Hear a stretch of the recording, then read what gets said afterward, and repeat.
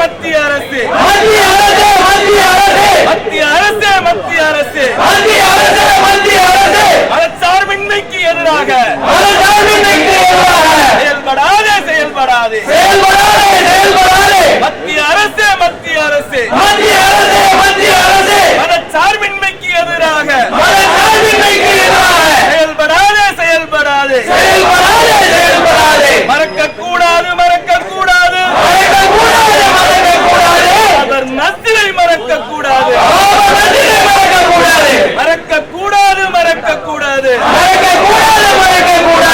அவர் நஸ்ரை மறக்கக்கூடாது பாதுகாப்போம் தேசத்தின் சின்னத்தை பாதுகாப்போம் போராடுவோம் பாபர் மஸ்ஜிதை மீட்டெடுக்கும் வரை போராடுவோம்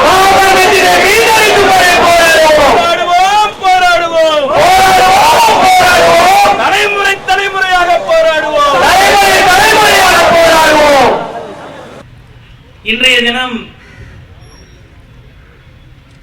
கிட்டத்தட்ட 22 ஆண்டுகள் பாபர் மஸ்ஜித் இடித்து தகர்க்கப்பட்டு ஆன நிலையில் மிகப்பெரிய ஒரு ஆர்ப்பாட்டத்தை இந்தியா முழுவதும் பாப்புலர் ஃப்ரண்ட் ஆஃப் இந்தியா நடத்தி கொண்டிருக்கின்றது.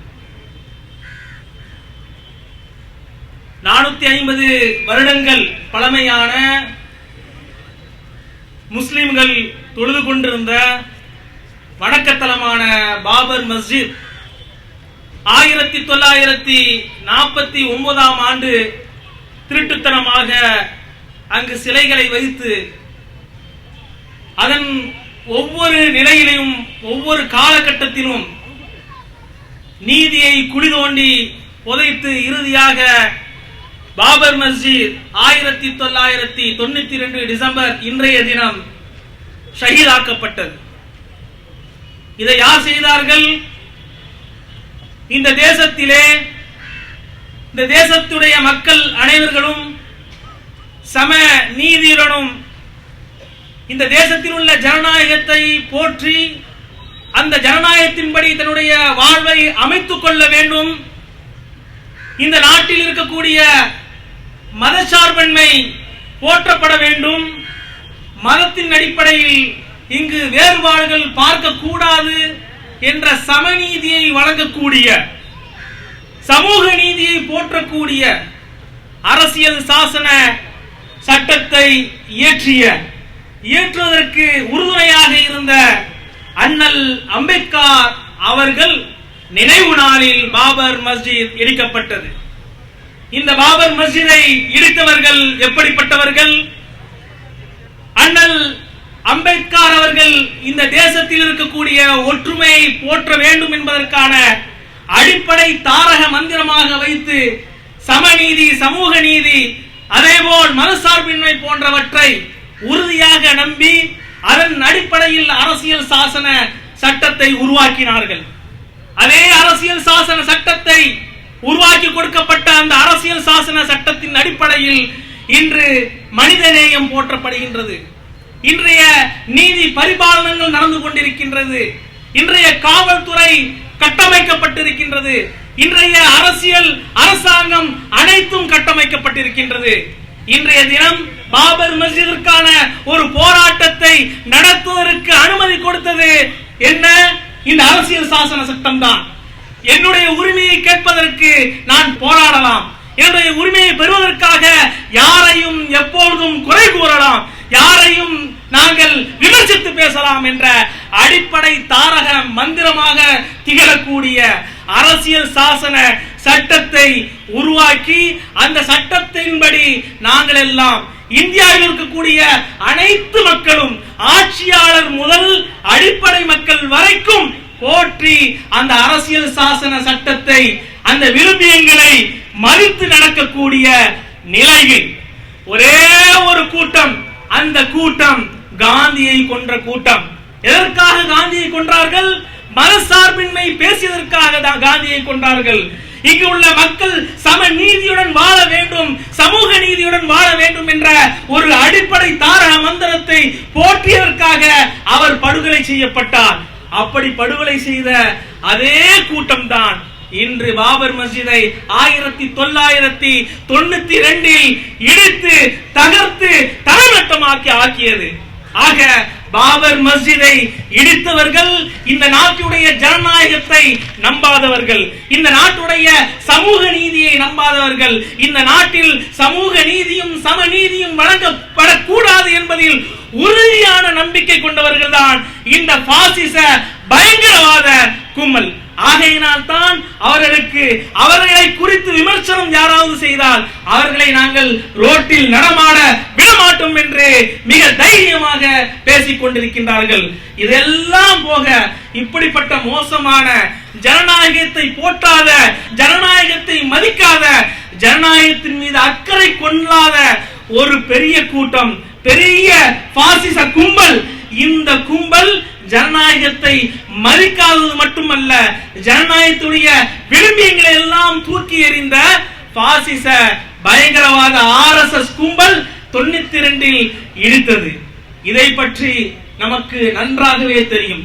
பாசிசவாதிகள் இந்த நாட்டுடைய இறையாண்மையை நம்பாதவர்கள், பாசிச பயங்கரவாதிகள் இந்த நாட்டுடைய ஒற்றுமையை நம்பாதவர்கள், பாசிச பயங்கரவாதிகள் அவர்களுடைய நிலையை அடைவதற்காக யாரையும் படுகொலை செய்வதற்கு தயாரான கூட்டம். அவர்களை பற்றி நமக்கு மிக பெரிதாக கவலை இல்லை. அப்படிப்பட்ட பாசிச கும்பலை நம்மால் ஒழிக்க முடியும். அப்படிப்பட்ட திராணியும் தைரியமும் ஒவ்வொரு முஸ்லிமுக்கும் இருக்கின்றது. ஆனால் நாங்கள் நீதிக்காக ஏற்கனவே கட்டமைக்கப்பட்டிருக்கின்ற அந்த அரசியல் சாசன சட்டம் எங்களுக்கு நீதி வழங்கும் என்ற அடிப்படையில் நீதிமன்றங்களை நம்பிக்கொண்டிருந்தோம். இந்த அரசியல் சாசன சட்டத்தின்படி ஆட்சியாளர்கள் நாங்கள் ஆட்சியை நடத்துவோம் என்று உறுதி பூண்டு அந்த ஆட்சி கட்டில் இருந்த அந்த அயோக்கியர்களை நாங்கள் நம்பிக்கொண்டிருந்தோம். அந்த அரசியல் சாசன சட்டத்தை நாங்கள் முழுமையான முறையில் மதிப்போம் என்ற அடிப்படையில் இன்று காக்கி உடைகளை அணிந்து கொண்டு காவல்துறையாக செயல்பட்டுக் கொண்டிருக்கக்கூடிய அதிகார வர்க்கத்தை நாங்கள் நம்பிக்கொண்டிருந்தோம். ஆனால் பாபர் மஸ்ஜித் விஷயத்தில் நீதியை நிலைநாட்டாதது போல், பாபர் மஸ்ஜிதுடைய விஷயத்தில் அநீதியை நிலைநாட்டியது போல் வேற எந்த விஷயத்திலும் நிலைநாட்டியது இல்லை என்பதுதான் வரலாறு கூறக்கூடிய உண்மை.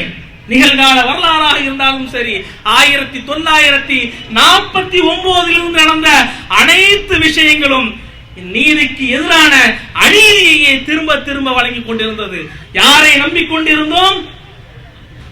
காங்கிரஸை நம்பிக்கொண்டிருந்தோம். ஆட்சி அதிகாரத்தில் இருக்கக்கூடிய நபர்களை நம்பிக்கொண்டிருந்தோம். ஆனால் பாபர் மஸ்ஜிதில் திருட்டுத்தனமாக வைக்கப்படுகின்றது. உடனே நீதிமன்றத்தில் நாம் முறையிட்டோம். என்ன நடந்தது? நீதி வழங்கினார்களா? என்ன செய்திருக்க வேண்டும்? பாபர் மஸ்ஜிதில் சிலைகள் வைக்கப்பட்டவுடன் அது அநீதியான முறையில் அடுத்தவருடைய நிலத்தில் வைக்கப்பட்ட சிலை என்பதை அன்றே காவல்துறையும் அதேபோல் நீதிமன்றங்களும் தூக்கி எரிந்திருக்க வேண்டும். ஆனால் எரிந்ததா? ஆனால் நாம் மீண்டும் காத்துக் கொண்டிருந்தோம், மீண்டும் பொறுமையாக இருந்தோம். இந்த நீதி கிடைக்கும் என்பதில் இந்த அரசியல் சாசன சட்டத்தின் உரிமைகளை விழுமியங்களை பேண வேண்டும் என்பதற்காக மீண்டும் படியேறினோம். என்ன நடந்தது? 1986 பூஜைக்காக திறந்துவிடப்பட்டது. மீண்டும் மீண்டும் நம்பினோம். ஆனால் 1989 பாபர் மஸ்ஜிதை இடிப்பதற்காக கங்கணம் கட்டிக் கொண்டிருக்கின்ற, பாபர் மஸ்ஜிதை இடிக்க வேண்டும் என்பதற்காக உறுதியோடு திருந்திக் கொண்டிருக்கின்ற, பாபர் மஸ்ஜிதை இடிப்பதுதான் எங்களுடைய முதல் வேலை என்று தெரிந்து கொண்டு அராஜகங்களையும் அக்கிரமங்களையும் நாட்டு மக்களுக்கு மத்தியில் பிளவுகளையும் ஏற்படுத்திக் கொண்டிருந்த அத்வானி வகைராக்கள் என்ன செய்தது?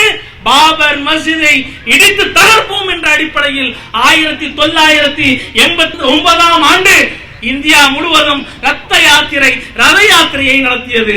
ரத யாத்திரை, செங்கல் ரத யாத்திரை என்ற பெயரில் நடத்தியது. நீதிமன்றத்தை அணுகினோம். ஆனால் நீதி கிடைக்கவில்லை.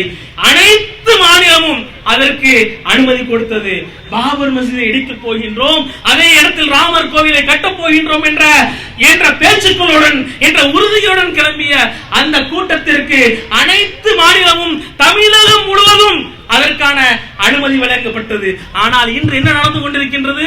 பாபர் மஸ்ஜித் எங்களுடைய சொத்து, எங்களுடைய உரிமை, எங்களுடைய முப்பாட்டனுடைய சொத்து. சொத்து, எங்களுடைய மஸ்ஜித் என்ற அடிப்படையில் போராடுவதற்காக இங்கே குழுமி இருக்கக்கூடிய நேரங்களில், அதற்கான அழைப்பை விடுக்கக்கூடிய நேரங்களில், அதற்கான அனுமதியை பெறக்கூடிய நேரங்களில் முஸ்லிம்களுக்கு அநீதி இழைக்கப்பட்டுக் கொண்டிருக்கின்றது.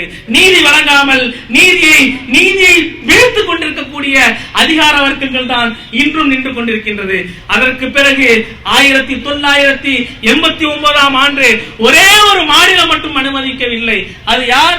பீகாருடைய மாநிலம். லல்லு பிரசாத் யாதவ் மட்டும் அந்த மாநிலத்தில் இப்படிப்பட்ட ஊர்வலத்தை நடத்துவதற்கு அனுமதிக்கவில்லை.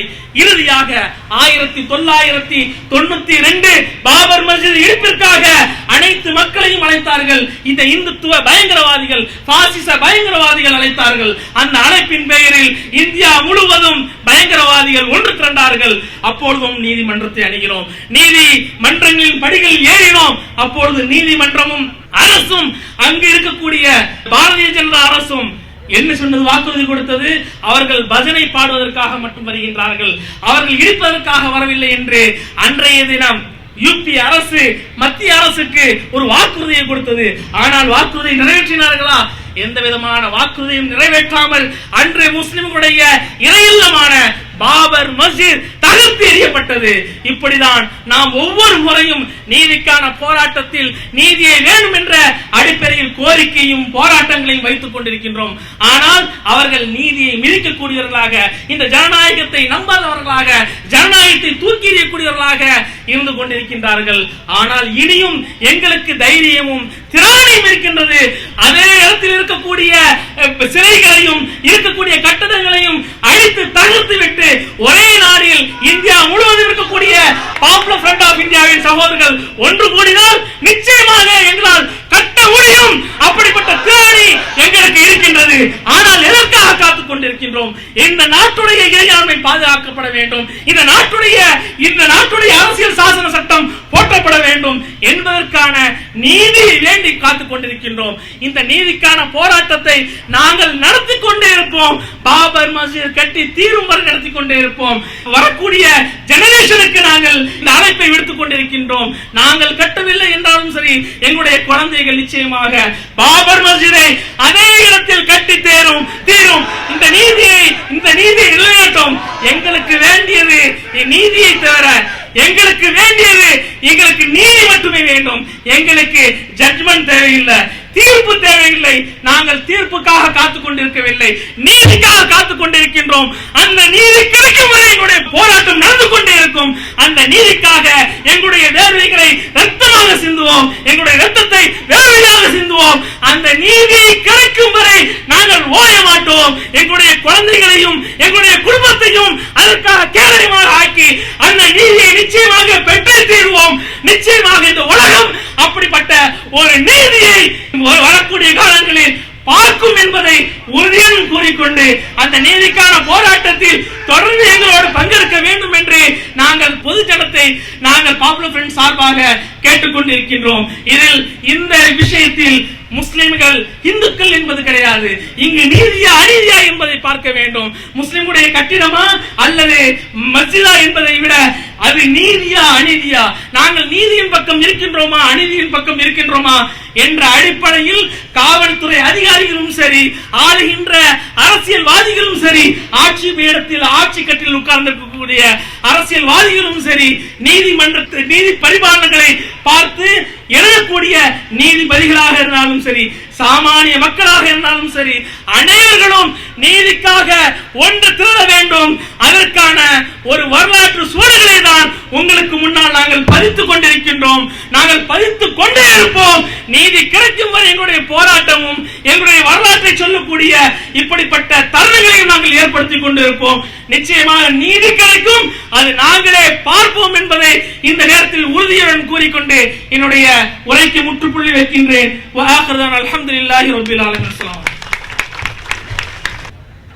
1992 டிசம்பர் 6ஆம் தேதி இதே நாளில் பாபர் மஸ்ஜித் இடிக்கப்பட்டது, தகர்த்தெறியப்பட்டது. இந்த நாட்டிலே வாழ்கிற முஸ்லிம்களுடைய உரிமை சின்னமாக திகழ்ந்து கொண்டிருந்த, இந்த நாட்டினுடைய மதச்சார்பின்மையினுடைய சின்னமாக திகழ்ந்து கொண்டிருந்த பாபர் மசூதி தகர்க்கப்பட்ட அந்த நாளில் 22 வருடங்களாக தொடர்ந்து போராடி கொண்டிருக்கிறோம், தொடர்ந்து குரல் எழுப்பிக் கொண்டிருக்கிறோம், தொடர்ந்து அணிதிரட்டிக் கொண்டிருக்கிறோம். அன்பிற்குரிய பெருமக்களே, இந்த நேரத்தில் நாம் ஒன்றை நினைவில் கொள்ள வேண்டும்.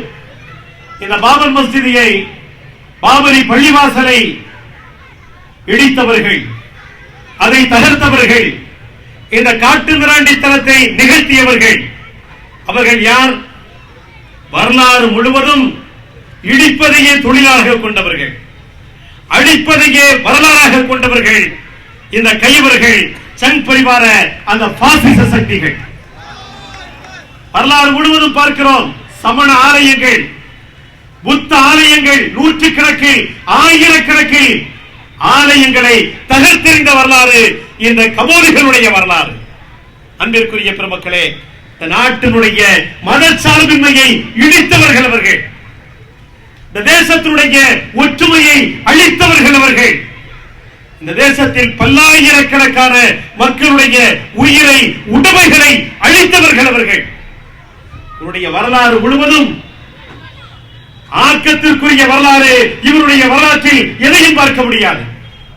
அழிவு வரலாறு மாத்திரமே இவர்களுக்கு சொந்தம்.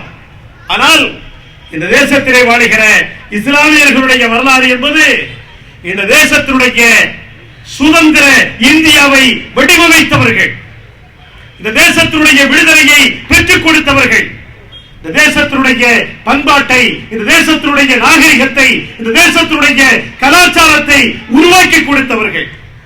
அன்பிற்குரிய பெருமக்களே, இந்த தேசத்தில் அழிவு ஒன்றையே வரலாறாக கொண்ட ஒரு சக்தி தான் இந்த பாசிச பயங்கரவாத சக்தி. இந்த தேசத்தில் மீண்டும் மீண்டும் கட்டி எழுப்புகிற ஆக்கப்பூர்வமான ஒரு சக்தி தான் இந்த தேசத்திலே வாழுகிற இஸ்லாமியர்கள் என்பதை இந்த தருணத்திலே நான் சுட்டிக்காட்ட கடமைப்பட்டிருக்கிறேன். எதற்கு இதை நான் சொல்லுகிறேன் என்றால், மீண்டும் ஒரு தடவை இந்த பாபர் மஸ்ஜிதை அதே இடத்தில் உருவாக்குவது, கட்டியமைப்பது, புனரமைப்பது, கட்டி எழுப்புவது என்பது இஸ்லாமியர்களை பொறுத்த வரைக்கும் இது தூரமான ஒரு செய்தி அல்ல, இது ஒரு மிகப்பெரிய பாரமான ஒரு செய்தி அல்ல. ஏனென்றால் கட்டி எழுப்புவதையே வரலாறாக கொண்டவர்கள் இஸ்லாமியர்கள். இந்த தேசத்தினுடைய நினைவு சின்னங்கள் குதுபினாராக இருக்கட்டும், பாராளுமன்றமாக இருக்கட்டும், தாஜ்மஹாலாக இருக்கட்டும், இந்த தேசத்தினுடைய கலாச்சார சின்னங்களை எல்லாம் கட்டி எழுப்பிய சமுதாயம் இந்த இஸ்லாமிய சமுதாயம். எனவே மீண்டும் ஒருமுறை ஏற்கனவே இருந்ததை போன்ற அல்ல, அதை விட பல 100 மடங்கு பிரம்மாண்டமாக மிகப்பெரிய இந்த தேசத்தினுடைய, உலகத்தினுடைய கலாச்சார சின்னமாக பாபரி மஸ்ஜிதை அதே இடத்தில் நிச்சயமாக இறையருளால் கட்டியே தீர்வோம் என்பதை இந்த நேரத்திலே நான் சுட்டிக்காட்ட விரும்புகிறேன். அன்பிற்குரிய பெருமக்களே, பாபரி மஸ்ஜிதுடைய பிரச்சனை என்பது முஸ்லிம்கள் வருடத்திற்கு ஒரு முறை சப்தமொழிகிற ஒரு பிரச்சனை அல்ல. பாபரி மஸ்ஜிதுடைய பிரச்சனை என்பது இந்த தேசத்தினுடைய பிரச்சனை, இந்தியாவுடைய பிரச்சனை, இந்தியாவுடைய இறையாண்மையினுடைய பிரச்சனை, இந்தியாவுடைய சமூக ஒற்றுமையினுடைய பிரச்சனை, இந்தியாவுடைய மதச்சார்பின்மையினுடைய பிரச்சனை. இந்த தேசத்தினுடைய வரலாற்றை இரு கூறுகளாக நாம் பிரிக்கலாம். பாபரி மஸ்ஜித் இடிப்பிற்கு முன், பாபர் மஸ்ஜித் இடிப்பிற்கு பின் என்கிற 2 வரலாறுகள் இந்த தேசத்திற்கு உண்டு. பாபரி மஸ்ஜித் இடிக்கப்படுவதற்கு முன் இந்த தேசம் மதச்சார்பின்மையினுடைய அடையாளமாக திகழ்ந்தது, மத ஒற்றுமையினுடைய அடையாளமாக திகழ்ந்தது, அமைதியினுடைய அடையாளமாக திகழ்ந்தது. ஆனால் 92 டிசம்பர் 6க்கு பிறகு இந்த தேசத்தில் அன்பிற்குரிய பெருமக்களே, மத சகிப்பற்ற அந்த தன்மையை இந்த தேசம் முழுவதும் இன்றைக்கு பார்க்கப்படுகிறது. கலவரங்களை இன்றைக்கு அதிகமாக பார்க்கப்படுகிறது, குண்டு வெடிப்புகளை பார்க்கப்படுகிறது, கொடூரங்களை இந்த தேசத்தில் பார்க்கப்படுகிறது. மாமான் மச்சான்களாக வாழ்ந்த, அண்ணன் தம்பிகளாக வாழ்ந்த இந்த தேசத்தினுடைய மக்கள் இன்றைக்கு பிளவுபட்டு நிற்கிற ஒரு சூழ்நிலையை இன்றைக்கு பார்க்கப்படுகிறது என்று சொன்னால், இந்த தேசத்தினுடைய வரலாறு பாபர் மசூதி இடிப்பிற்கு முன், பாபர் மசூதி இடிப்பிற்கு பின் என்று 2ஆக பிரிக்கப்பட்டிருக்கிறது. அதே போன்றுதான் இந்த தேசத்தினுடைய முஸ்லிம்களுடைய வரலாறும் இருகூறாக பிரிக்கப்பட்டிருக்கிறது. பாபர் மசூதி இடிப்பிற்கு முன்பான இஸ்லாமியர்கள், உணர்வில்லாத எதையும் பார்க்காத ஒரு நிலையில், எதையும் கண்டுகொள்ளாத ஒரு நிலையில், உணர்வற்ற ஒரு சமூகமாக இந்த இந்தியாவில் இஸ்லாமிய சமுதாயம் வாழ்ந்து கொண்டிருந்தது. ஆனால் பாபரி மஸ்ஜித் இடிக்கப்பட்ட இந்த 22 ஆண்டுகள் கட்டத்திற்கு பிறகு ஒவ்வொரு ஆண்டு டிசம்பர் 6 இந்த தேசத்திற்கு புதிய ரத்தத்தை இன்றைக்கு பாய்ச்சிக் கொண்டிருக்கிறது. ஒவ்வொரு டிசம்பர் 6க்கு பிறகும் இன்றைக்கு இஸ்லாமிய சமுதாயத்தில் ஒரு எழுச்சி உருவாகி கொண்டிருக்கிறது. இந்த தேசத்தில் 800 ஆண்டு காலம் ஆட்சி அதிகாரத்தின் பாரம்பரியத்தை உடைய இந்த இஸ்லாமிய சமுதாயம் தான் அடிமைப்படுத்தி இருக்கிறோம், நாம் அடிமைப்படுத்தப்பட்டுக் கொண்டிருக்கிறோம் என்கிற நிகழ்வை ஒவ்வொரு டிசம்பர் 6லும் அவர்கள் தங்களது உணர்வோடு கலைந்து ஒரு புதிய உணர்ச்சியை அவர்கள் பெற்றுக் கொண்டிருக்கிறார்கள். இப்படி ஒவ்வொரு டிசம்பர் 6லும் விதைக்கப்படுகிற இந்த விதை ஒரு நாள் கண்டிப்பாக ஒரு மாபெரும் புரட்சியாக இந்த தேசத்தில் மலரும். இடிக்கப்பட்ட பாபர் மஸ்ஜித் மீண்டும் கட்டப்படும். இழந்த ஆட்சி அதிகாரத்தை இந்த சமுதாயம் மீண்டும் ஒரு நாள் பெரும் என்கிற நம்பிக்கையை இந்த நேரத்திலே நாம் மனதில் கொள்ள கடமைப்பட்டிருக்கிறோம். அன்பிற்குரிய பெருமக்களே, இந்த போராட்டங்கள் எல்லாம் இது நமது புரட்சி பயணத்திற்கான விதைகளை நாம் விதைத்துக் கொண்டிருக்கிறோம்.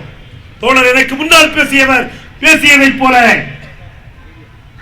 மஸ்ஜித் அக்ஸா பைத்துல் முகத்தஸ் பள்ளிவாசல் முஸ்லிம்களுடைய முதல் கிபிலா, முதல் சிறுவை பொருளே அது முஸ்லிம்களுடைய களத்திலிருந்து பறிபோனது. நாம் இழந்து விட்டோம், இருவர் முடிந்து போய்விட்டது என்கிற நிலையில் உலக முஸ்லிம்கள் எல்லாம் கண்ணீர் வடித்தார்கள்.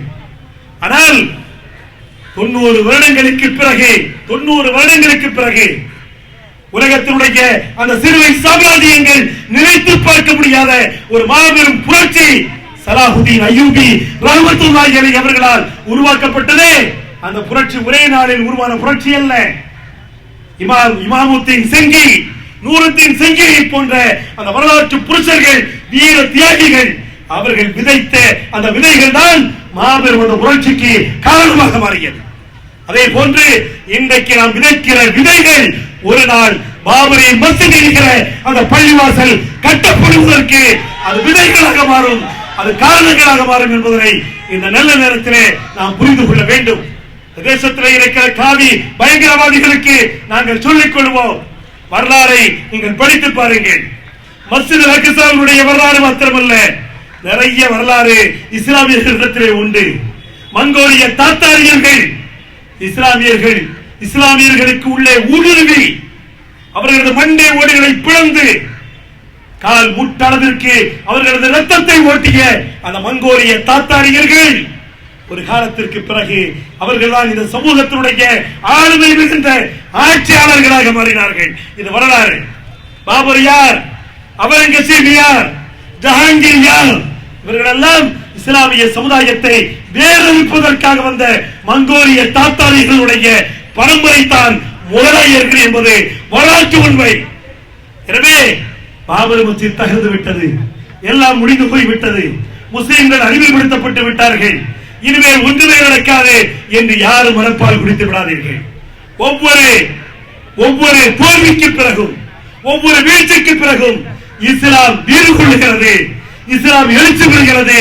இஸ்லாமியர்கள் எழுச்சி பெற்றார்கள், இஸ்லாமியர்கள் வெற்றி காட்டினார்கள் என்பது உலகத்தினுடைய முஸ்லிம்களுடைய வரலாறு. அன்பிற்குரிய மக்களே, இந்த தேசத்தில் முஸ்லிம்கள் எவ்வளவு மோசமாக அவர்கள் அடிமைப்படுத்தப்படுகிறார்கள், அவர்களுக்கு நீதி எந்த அளவிற்கு மறுக்கப்படுகிறது, அவர்களுக்கு எந்த அளவிற்கு அநியாயம் அளிக்கப்படுகிறது என்பதை உலகத்திற்கு பறைசாற்றிய ஒரு நிகழ்வுதான் இந்த டிசம்பர் 6 பாபர் மஸ்ஜித் தகர்ப்பு என்கிற இந்த மாபெரும் துயரமான நிகழ்வு. அன்பிற்குரிய பெருமக்களே, பாபரி மஸ்ஜித் 1949-85 பாபர் மஸ்ஜித் இருந்த இடம் அவருடைய கரங்களுக்கு ஆக்கிரமிப்பிற்கு போனது. 49 டிசம்பர் 22ஆம் தேதி திருட்டுத்தனமாக, கொல்லைப்புற வழியாக, கோழைத்தனமாக, தைரியமா சொல்லிட்டு போய் அங்க சிலையை வைக்கல, கோழைத்தனமாக சுவரேறி குறித்து திருட்டுத்தனமாக ராமனுடைய சிலையை பாபரி மஸ்ஜிதினுடைய அந்த வளாகத்திற்குள்ளே இரவோடு இரவாக அந்த கைவர்கள் வைத்துவிட்டு வந்தார்கள். அன்பிற்குரிய பெருமக்களே, அன்றைக்கு முதற்கொண்டு இன்றைக்கு வரைக்கும் நீதிமன்றத்தினுடைய படிகளிலே ஏறி ஏறி ஏறி இறங்கி இறங்கி இன்றைக்கு இந்த சமுதாயத்தினுடைய பாதங்கள் தேய்ந்து விட்ட அளவிற்கு இந்த சமுதாயம் நீதிமன்றங்களை நம்பிக்கொண்டே இருக்கிறது. இன்றைக்கும் நீதிமன்றத்தை நம்பிக்கொண்டிருக்கிறோம், ஆட்சியாளர்களை நம்பிக்கொண்டே இருக்கிறோம். பாபர் மஸ்ஜித் தகர்க்கப்பட்ட போது அன்றைய பிரதமர், இந்த தேசத்தினுடைய ஒரு மாபெரும் வாய் பேசாத அந்த பிரதமர், புன்னகைக்க தெரியாத அந்த பிரதமர் நரசிம்மராவ் அன்றைக்கு வாக்குறுதி கொடுத்தார். என்ன வாக்குறுதி கொடுத்தார்? மீண்டும் அதே இடத்தில் அந்த பாபர் மஸ்ஜிதை கட்டித் தருவோம் என்று அன்றைக்கு பேசினாரே. என்ன ஆனது? அந்த வாக்குறுதி என்ன ஆனது? இந்த தேசத்தினுடைய பிரதமர் கொடுத்த வாக்குறுதி, கல்யாண் சிங் முதலமைச்சர் அவர் கொடுத்த வாக்குறுதி. அங்கே வழிபாட்டுக்குத்தான் வருகிறார்கள், பாபர் மசூதியை பாதுகாப்போம் என்று அன்றைக்கு வாக்குறுதி கொடுத்தார். அதை அவர் மீறினார். ஆனால் இந்த தேசத்தினுடைய பிரதமரே வாக்குறுதி கொடுத்தார், அதே இடத்தில் இந்த பள்ளிவாசல் கட்டப்படும் என்று வாக்குறுதி கொடுத்தாரே. 22 ஆண்டுகள் கடந்து விட்டது. பிரதமர் கொடுத்த அந்த வாக்குறுதிக்கு என்ன அர்த்தம், என்ன நியாயம்? அவர் சார்ந்த காங்கிரஸ் கட்சி இந்த தேசத்தில் இன்றைக்கு அடையாளம் தெரியாமல் அழிக்கப்பட்டுக் கொண்டிருக்கிறது என்பதை இன்றைக்கு நாம் பார்த்துக் கொண்டிருக்கிறோம். அன்பிற்குரிய பெருமக்களே, இதை இடித்த குற்றவாளிகள், நூற்றுக்கணக்கான ஆயிரக்கணக்கான குற்றவாளிகளில் 66 பேரை லிபர்கான் கமிஷன் பல நூறு கோடி ரூபாய்களை விழுங்கி ஏப்பமிட்டு கடைசியில் மிகப்பெரிய ஆய்வுக்கு பிறகு கண்டுபிடித்தது 66 பேரை. அந்த குற்றவாளிகள் என்ன ஆனார்கள்? இந்த தேசத்தினுடைய மதச்சார்பின்மையை தகர்த்தவர்கள், இந்த தேசத்தினுடைய பாபரி பணியை தகர்த்தவர்கள், அதற்கு காரணமானவர்கள் என்று சொல்லி 66 பேரை சுட்டிக்காட்டினார்களே, குற்றம் சாட்டினார்களே. அந்த 66 பேருடைய நிலை என்ன? அவர்கள் மீது இந்த தேசத்துடைய கருப்பு சட்டங்கள் ஏன் பாயவில்லை? பொடா சட்டம் என்னானது? தடா சட்டம் என்னானது? யுஏபிஏக்கள் என்னானது? இந்த தேசத்தினுடைய கொடூர அந்த சட்டங்கள், பாபர் மஸ்ஜிதை இடித்த அந்த கழிவுகளை, அந்த சங்பரிவார பாசிஸ்டுகளை ஏன் செய்யவில்லை? முஸ்லிம்களாக இருந்தால், முஸ்லிம்கள் ஒரு கோயிலை இடித்திருந்தால் என்ன நடந்திருக்கும் இந்த தேசத்தில்? அன்பிற்குரிய பெருமக்களே, எனவே இந்த அரசை பார்த்து எச்சரிக்கையாக மீண்டும் மீண்டும் நாங்கள் சொல்லுகிறோம், இந்த தேசத்தில் முஸ்லிம்கள் இந்த நீதிமன்றத்தின் மீது இன்னைக்கும் அவர்கள் நம்பிக்கொண்டிருக்கிறார்கள், இந்த ஆட்சியாளர்களை நம்பிக்கொண்டிருக்கிறார்கள். ஒரு காலம் வரும், ஒரு காலத்தில் இந்த தேசத்துடைய ஆட்சியாளர்கள் மீது முஸ்லிம்கள் நம்பிக்கை இழந்து விட்டார். இந்த தேசத்துடைய நீதிமன்றத்தின் மீது இஸ்லாமியர்கள் நம்பிக்கை இழந்து விட்டால், இந்த தேசத்தில் வாழ்கிற இஸ்லாமியர்கள் கொந்தளித்து எழுந்து விட்டால், அதை அடக்குகிற ஆற்றல், அதை தடுத்து நிறுத்துகிற சக்தி எந்த கொம்பனுக்கும் கிடையாது, எந்த ராணுவத்திற்கும் கிடையாது என்பதை இந்த நல்ல நேரத்திலே சுட்டிக்காட்டி, பாபரி மஸ்ஜிதை மீண்டும் கட்ட வேண்டும் என்கிற உணர்வை நாம் ஒவ்வொரு வருடமும் நாம் சுமந்து செல்வோம். நமது காலகட்டத்திலேயே, நாம் உயிரோடு இருக்கிற காலகட்டத்திலேயே அந்த பள்ளிவாசலை மீண்டும் கட்டுவோம். ஒருவேளை அது தவறும் பட்சத்தில் தலைமுறையாக நமது குழந்தைகளுக்கு அந்த உணர்வை எடுத்து செல்வோம். இன்ஷா அல்லாஹ் மீண்டும் ஒரு நாள் ஏற்கனவே இருந்த பாபரி மஸ்ஜிதை விட பல நூறு மடங்கு பிரம்மாண்டமான பள்ளிவாசல் அதே இடத்தில் இன்ஷா அல்லாஹ் நிர்மாணம் செய்யப்படும். இது சத்தியம், இறையருளால் நடக்கும் என்று சொல்லி எனது உரையை முடித்துக் கொள்கிறேன்.